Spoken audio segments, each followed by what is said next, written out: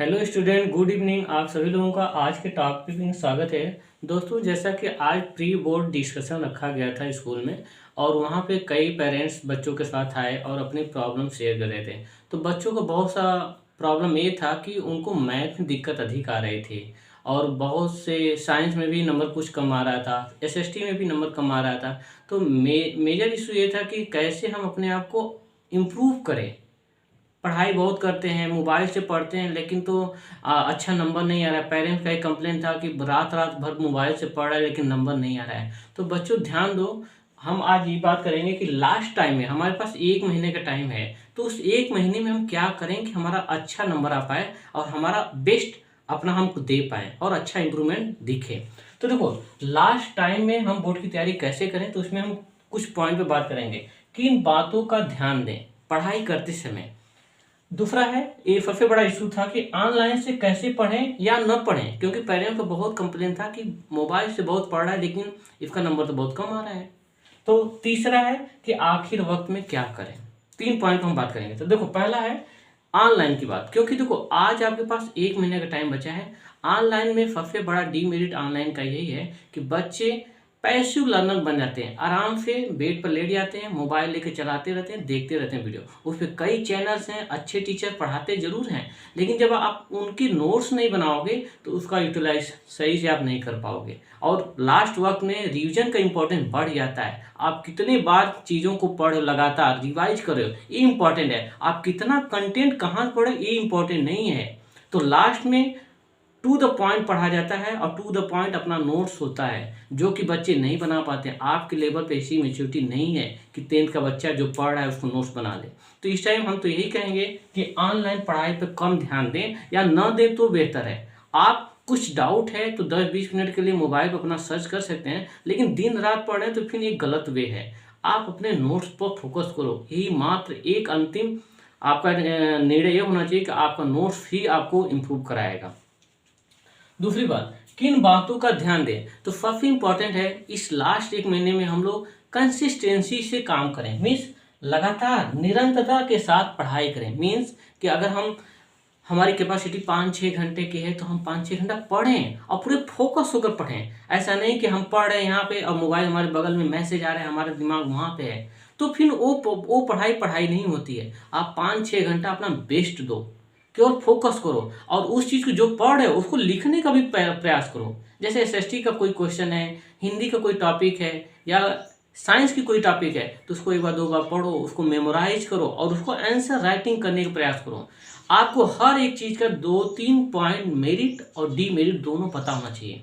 जैसे कोई भी क्वेश्चन है कि हमारे देश में पॉलिटिकल स्टेबलाइजेशन का क्या इम्पैक्ट है महिलाओं पे, तो उसके रोल बताओ कि पॉलिटिकल स्टेबलाइजेशन से महिलाओं के क्या इंपॉर्टेंस बढ़ रहे हैं, क्या उनकी भूमिका बढ़ रही है हमारे देश की पॉलिटिक्स में, या हमारे अर्थव्यवस्था में उनकी भूमिका कैसे बढ़े। तो ऐसे एग्जाम्पल सोचो और व्यवहारिक एग्जाम्पल देने का प्रयास करो, और 2-3 पॉइंट हर एक चीज़ के पॉजिटिव और निगेटिव हर एक क्वेश्चन को दिमाग में रखो कि 2 चीज़ पे काम करना है, पॉजिटिव और निगेटिव पे। हर पॉइंट पे 2-3 पॉइंट पॉजिटिव और निगेटिव एकदम रट के बैठो। और उसके बाद रिवीजन हमने बताया कि बहुत इंपॉर्टेंट है। आप एक मटेरियल को 10 बार पढ़ते हो और एक चीज़ को 10 जगह से पढ़ते हो, दोनों में अंतर होता है। एक चीज़ को एक ही जगह पढ़ो, 10 बार पढ़ो, उसका इम्पैक्ट अलग होता है। और एक ही चीज़ को 10 जगह से पढ़ रहे हो और एक एक बार पढ़ रहे हो तो उसका इम्पैक्ट बहुत कम होता है। तो इसलिए आप रिवीजन पर बहुत फोकस करो, एक ही चीज़ को लगातार पढ़ो। उसके साथ हमें ग्रुप स्टडी करने की ज़रूरत है। लास्ट के महीने में अगर हम चाहें तो अगर हम अपना ग्रुप बना पा रहे हैं तो ये सबसे अच्छा विकल्प होगा कि हम लोग अपने ग्रुप स्टडी करें। उसमें एक सकारात्मक माहौल बनता है, हमें पता चलता है कि अगला व्यक्ति क्या पढ़ रहा है, कैसे पढ़ रहा है, हम क्यों इतना नहीं पढ़ पा रहे हैं, तो एक सकारात्मक मोटिवेशन पैदा होता है। तो ग्रुप स्टडी अगर हो पाए, आपके संभव हो पाए, तब जरूर करो ग्रुप स्टडी, उसका इंपॉर्टेंस आपको दिखेगा। अब आता है कि आखिर वक्त में क्या करें। तो आखिर वक्त में बच्चों बस इतना ही ध्यान देना कि जैसे प्री बोर्ड का रिजल्ट आया है, तो आप मान लो कि एक समय था 0 और प्री बोर्ड में आपने कुछ ना कुछ नंबर पाया है। मान लो मैथ में 10 ही नंबर पाया हो, साइंस में 20 ही नंबर पाया, तो यहाँ से यहाँ आप पहुँच चुके हो। ध्यान देना कि आपने 10 नंबर या 20 नंबर पाए हो मैथ या साइंस में, तो आप जब आप यहाँ से पढ़ाई करोगे ना, तो ये चीज़, ये वाला जो इतना आपने कवर किया है, ये आपको सपोर्ट करेगा, आपको एक सपोर्ट करेगा, एक मोरल सपोर्ट देगा और एक कॉन्फिडेंस पैदा करेगा कि हमने कुछ परसेंट काम कर लिया है। तो अब आगे जैसे बढ़ोगे तो आगे बढ़ना आसान हो जाएगा। तो ये मत सोचो कि प्री बोर्ड आपका गड़बड़ हो गया या नंबर कम आ गया तो अब हमारा टाइम व्यर्थ हो गया, बेकार है। नो, ये नंबर आपको सपोर्ट करेगा और एक तरह से आपके कॉन्फिडेंस को बिल्ड करेगा। और सबसे इंपॉर्टेंट होता है किसी भी एग्जाम को सॉल्व करना या ट्रैक करना या उसको फेस करना, सबसे इंपॉर्टेंट है कॉन्फिडेंस का बिल्ड होना। अगर आपका कॉन्फिडेंस बिल्ड है, मजबूत है, तो समझ जाओ कि आपको क्वेश्चन नहीं भी आ रहा है तब भी उसके सराउंडिंग में कुछ ना कुछ अपने पॉइंट ऑफ व्यू रख पाओगे। और कॉन्फिडेंस लूज है तो आता हुआ क्वेश्चन गलत हो जाता है।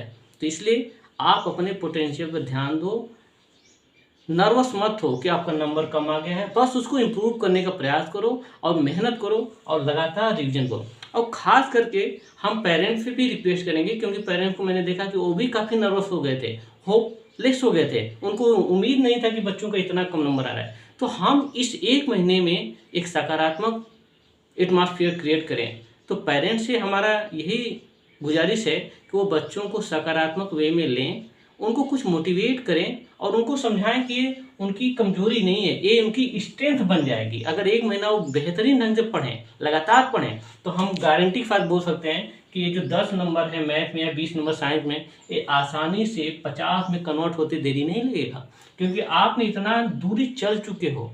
और जीवन में शुरुआत करना ही सबसे बड़ा चैलेंज होता है। जो व्यक्ति शुरुआत कर चुका है उसको आगे बढ़ने में बहुत कम टाइम लगता है। तो आपने बहुत अधिक मेहनत किया है, अभी उसका रिजल्ट नहीं आया है, लेकिन अगर हम उसको कंसिस्टेंसी के साथ पढ़ेंगे तो उसका रिजल्ट भविष्य में ज़रूर देखने को मिलेगा। तो पेरेंट्स से रिक्वेस्ट है कि बच्चों को सकारात्मक वे में लें, उनको मोटिवेट करें और बच्चे भी 5 साल के प्रीवियस ईयर के क्वेश्चन पेपर सॉल्व करें। इससे आइडिया लग जाएगा कि क्वेश्चन को कैसे हैंडल करते हैं, आंसर ड्राफ्ट कैसे करते हैं। तो आप एक और इम्पॉर्टेंट काम करो कि 5 साल के प्रीवियस ईयर को सॉल्व करो, बस आंख मूंद करके। मैथ का है तो मैथ में कई बार क्वेश्चन रिपीट होता है, तो आपको वहाँ से लाभ मिल जाएगा। और रिपीट नहीं भी होगा तो ऐसे क्वेश्चन को ट्रैकल कैसे करते हैं, फेस कैसे करते हैं, एक आइडिया डेवलप हो जाएगा। और आइडिया डेवलप करना ही सबसे बड़ा स्किल है एक स्टूडेंट की लाइफ में। तो बच्चों, आप नर्वस नहीं होना, लास्ट मोमेंट में बेहतर करने का प्रयास करो और निश्चित है कि बेहतर करोगे, क्योंकि आपने एक जर्नी तय कर लिया है, कुछ न कुछ आपने अचीव किया है, खोया कुछ नहीं है। पाने के लिए तो बहुत आगे हमें पड़ा हुआ है। तो बस सकारात्मक रूप में इसे लो, नर्वस नहीं होना है, कंटिन्यू पढ़ाई करो, एक महीने में बहुत कुछ बदलेगा। अगर आप लगातार 5-6 घंटा पढ़ रहे हो अपने हेल्थ को ध्यान में रखते हुए, तो आते आते बोर्ड आते आते आप देखोगे कि आप एक अच्छे प्लेटफॉर्म पे रहोगे और एक सकारात्मक नंबर हासिल कर पाओगे। अगर वीडियो अच्छा लगे तो लाइक शेयर सब्सक्राइब करें और अपने दोस्तों में भी शेयर करें ताकि और बच्चों का भला हो सके। Thank you.